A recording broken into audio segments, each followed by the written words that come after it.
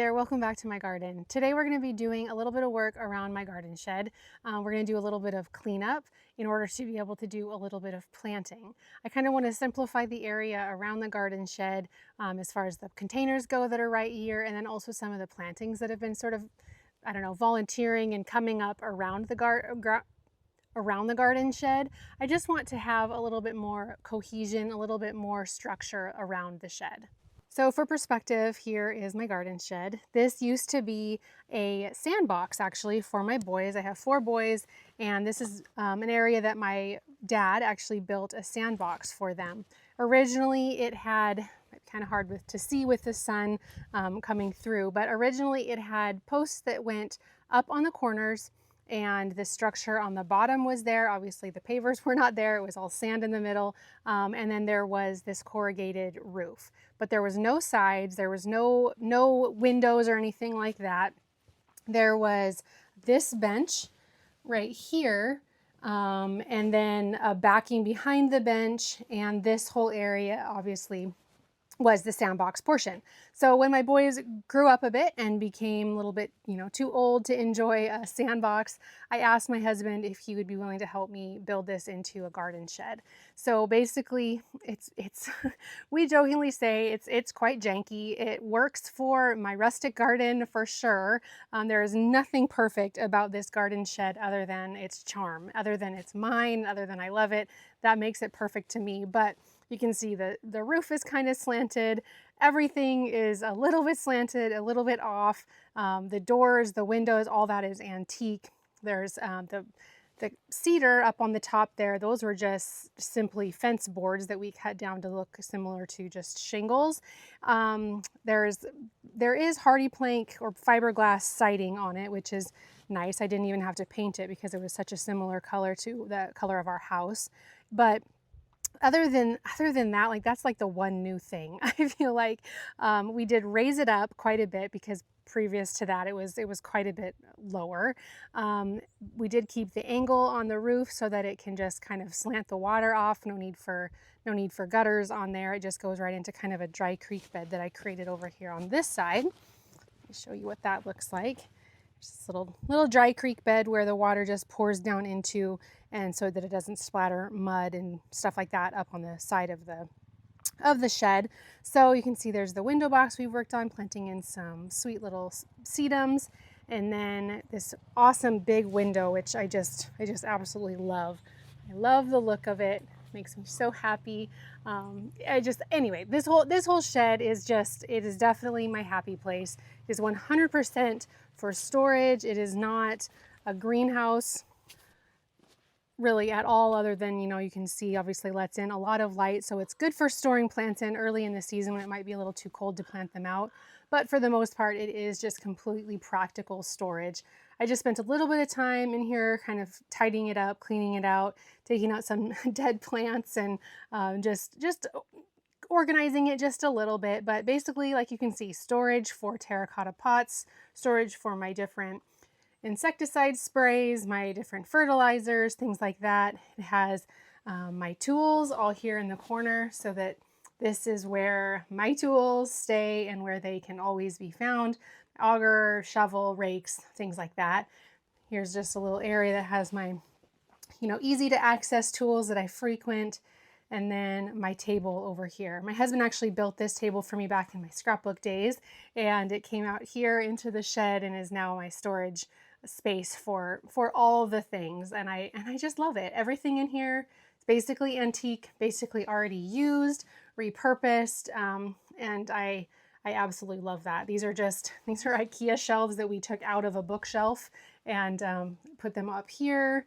So yeah, you can see here's my bags for my weeds and my debris and stuff like that. The potting soil, all of the things get stored for my gardening needs in my garden shed, and I just absolutely love it. So as charming as it is, and I kind of try to just keep that charm going on the outside. Oh, I should mention too, the pavers on the inside here I got from Facebook Marketplace. I don't think I even paid for them. I think they were free, and they ended up being just absolutely perfect. So yeah, perfectly imperfect, which is absolutely amazing for me and my style. So anyway, on the outside, I have a collection of pots, as you can see, and I'm happy with this stuff that's over here on the right side. We have a heuchera, we have a wire vine that I resurrected out of my compost bin earlier this year, and it's still doing great. I had put it into the compost bin thinking it was dead, and it came back over the winter, and in the spring I saw it was growing, and so I potted it up, and it's doing awesome. So we're gonna have this little creeping sedum right here. We have a Eugenia topiary right here that we got from Home Depot, which is a great deal. You can see these sweet berries on here. This is just, I really hope I can manage to keep this guy alive over the winter. I really love it. There's another sedum down here that has a big old weed in it, and then a hydrangea right there in this pot. Over here we just have some coreopsis. There's a couple little variegated boxwood right here. You can see here I use a lot of the galvanized buckets for my containers. There's a honeysuckle climbing up this little trellis or little arbor right here, or obelisk, whatever.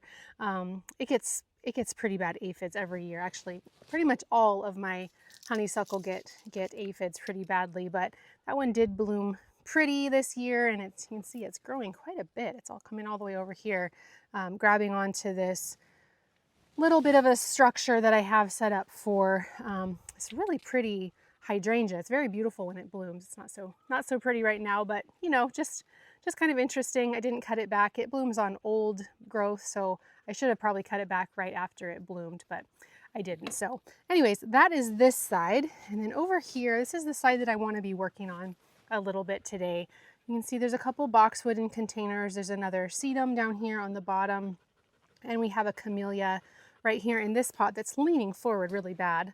I need to kind of rectify that. It's I think leaning out for light, although this one is one that takes a little bit more shade, but it's kind of leaning, and I need to fix that.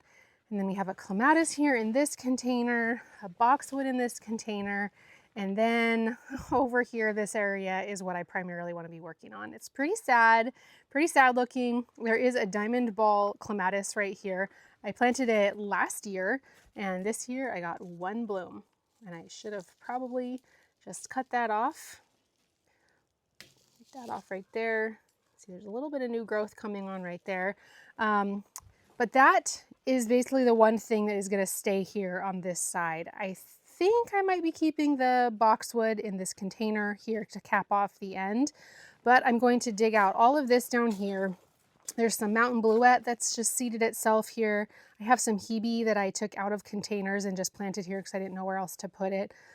This is euphorbia, a cushion spurge that seeded itself right there. And I just want to clean this up. I'm going to take all of those out and start from a fresh slate, and I'm going to just be planting in a little hedge of some boxwood. So these are the little Missy boxwood. You can see right now that they are very small. They're a very, very slow growing variety. And I opted to go with a slow growing variety so that I wasn't going to have to prune on them very often. I could have probably gone with a green velvet or something like that I do more often typically use. That's what this is right here. This one we did some kind of selective pruning on earlier on in the season, just because it was kind of wonky, and so that's why that one looks that way. But anyway, most of the time I do use green velvet, but these ones, I use these ones because I just kind of want them to stay small. I don't want to have to prune on them very often. They're basically just going to be there for a clean green evergreen element along the base of the garden shed. I just felt like that would maybe tidy it up a little bit. I wanted to plant something in here that could handle the different light conditions that it gets. This end does get a little bit more sun. This end gets a little bit of sun in the morning, but for the most part, it is quite a bit of shade, and boxwoods can handle both sun and shade. So I thought they would be a good option here, and I wanted it to be evergreen just to kind of cover up the bottom of the garden shed. So what I first am going to do is just get this area cleaned out, and then I also have to figure out kind of raising this area up a little bit because this is on a slight bit of a slant, and I don't want the boxwood to be, let me see if I can come down here and show you. See if I can come down here and show you that It doesn't really show it much better, but anyway, down here on the end, it's a little bit more of a slant. And so I want to lift that up, that little barrier right there up a little bit so that I can lift up the soil and can add in some more soil and have it be at a little bit more of a level plane for this garden. So that's the plan. I'm just going to start with cleaning the area out, getting a blank slate, kind of maybe moving some of these containers out just to get an idea of what maybe I want to keep, what I want to move, and then yeah, well, then we'll go from there and get the boxwood planted in.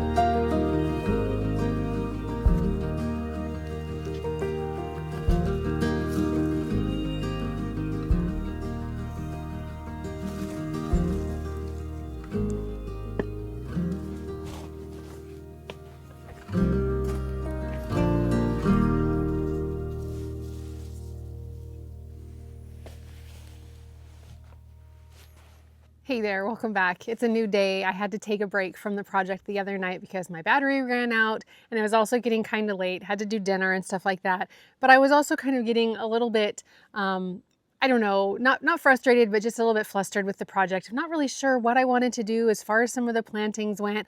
I moved around some of the pots. I wasn't sure if I was loving the organization of the boxwoods. I had a container that had a boxwood in it. I didn't know if I wanted to actually plant that in the ground.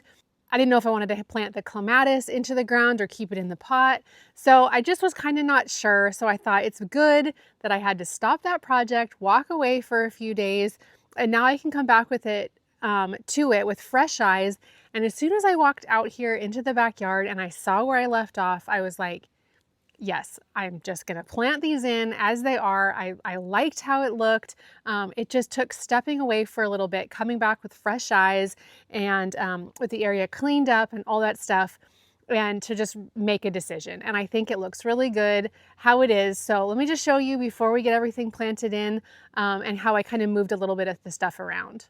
Okay, so you can see here where I put in this beautiful clematis. This is one that I just picked up recently. I was thinking I was gonna put the Sarah Elizabeth in this spot, but when I got this one, I just thought it would be a little bit better of an option because it is a little bit bigger. It says it grows 7 feet tall, 3 to 4 feet wide. So I just thought this one might be a better option for this spot, and it was just so pretty. I couldn't really pass it up. I especially enjoyed the backs of the petals. Aren't those pretty? So this was the variety, as you saw, the Rosalie clematis. So what I wasn't sure about was whether I was going to keep this container here and just use maybe a different obelisk in it, or if I was going to plant the Sarah Elizabeth in the ground. I just wasn't sure. But when I looked at this when I came around the corner on the path today, just now, I thought, nope, I like it as it is. So I'm going to put this tall obelisk back here in this spot. I'm going to plant this clematis into the ground right here. And another thing that I did was move this container over here with this boxwood. This is a green velvet. And I moved this one over here. This is the one that we kind of pruned up in a little bit more of a, I don't know, architectural way, just because it was kind of misshapen as it was. So I just thought, well, maybe I'll see about kind of making it a little bit more topiary-esque, I guess. And I just really prefer the look of this full one right here instead. And then I was also not sure if I wanted to go ahead and plant it into the ground so that it would kind of create a cap for the little Missy boxwoods that we're gonna plant in right down here. And I decided, just again, now when I came around the corner, I thought, nope, I actually really like it in the container.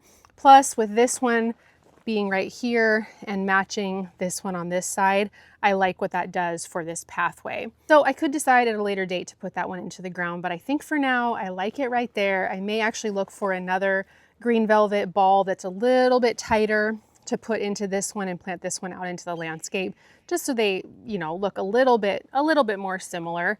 But for now, I think this is what we're gonna go with. And then I'll be planting in the little Missy boxwoods down here. So I like this layout. I like how they look. I'm liking how this area is better defined now that I took out some of the other kind of messy looking things that had seeded themselves and were just kind of, I don't know, I like the look of plants seeding themselves in. I have that look a lot of the places in my garden, and I usually just let them go. I've let these plants go that were here. There was some rose campion, and there was some hebe that I actually put in there, but then some fleabane, and there was some euphorbia that were growing up in the area. And most of the time I let those things go. But there has to be a balance between just kind of that wild, natural look of a garden and then having a little bit of structure. And I just was thinking this area was getting a little messy. So I'm happy to have that bed defined a little bit more with the rockery, with it lifted up next to the steps, and then having all that stuff cleaned out, and the boxwoods will just create a nice clean line right there along the garden shed. So I'm just gonna go ahead now and get all these planted in, and I'm excited to see the result. I'm feeling really good about it.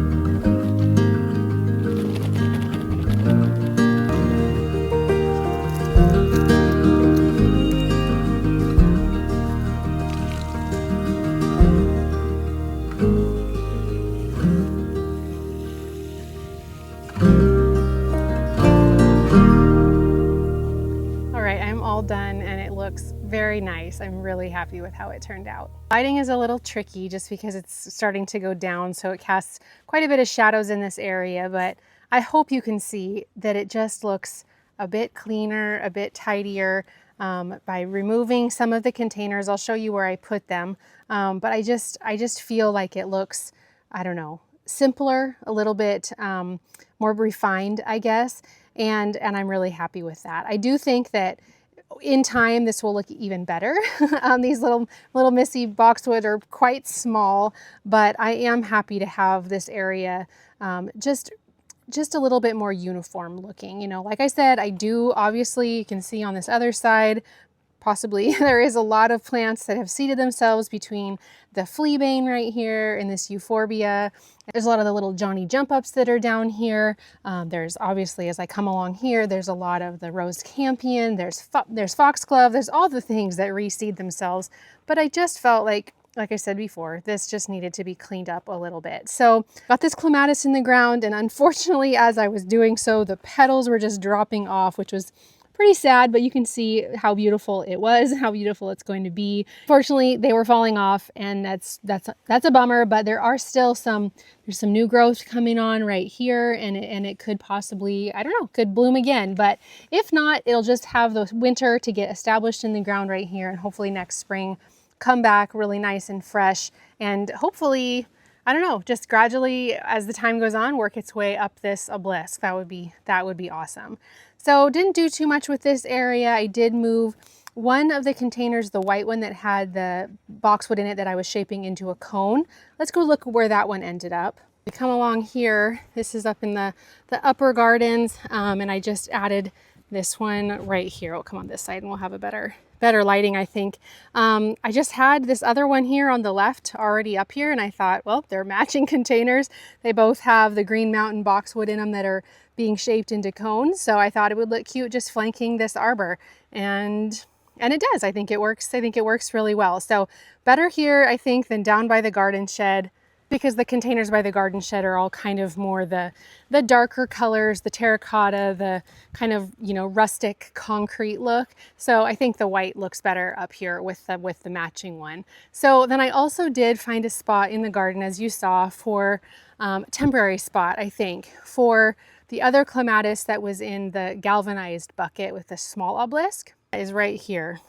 Again, sorry for the lighting as it's coming down. It's tricky to get this lighting right. But anyway, it's right here temporarily. I don't anticipate leaving it here. I did add some potting soil just to kind of raise it up a little bit. It had fallen down, somehow sunk down so much that some of the roots were exposed on the clematis. So just lifted that up a little bit, cut it back. There's just one spindly little branch, but everything that I cut back was still green in the stalk. So I think it'll be just fine. It'll get a bit of sun here, but it will also be protected from the late afternoon sun, which I think it'll be happy about.